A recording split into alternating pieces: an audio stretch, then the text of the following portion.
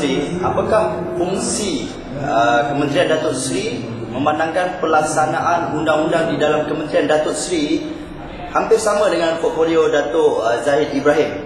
Adakah ianya bercanggah dalam melaksanakan secara polisi dan dasar seperti ISA dan Akta Penguatkuasaan?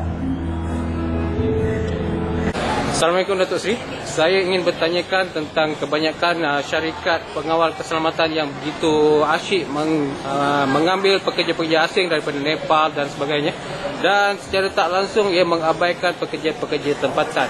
Adakah ini boleh dibuat sesuatu untuk mengelakkan kebanjiran rakyat-rakyat yang saya fikir kurang ajar dan agak biadab di sini, tanpa ingin mempelajari selok-belok kebudayaan Malaysia dengan mereka yang biadab tu.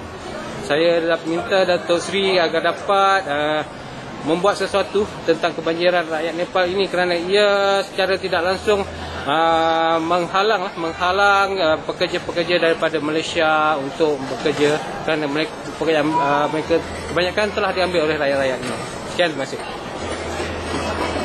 Selamat Datuk Seri, saya nak tanya tentang pendatang asing ni.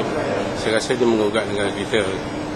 Saya rasa mengganggu kita punya ketentraman awam dan semua ni.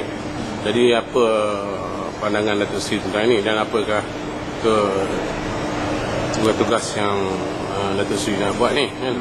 Pada saya, pendatang asing ni hantar balik kampung ni kan, nak cerita menyusahkan kita je kan.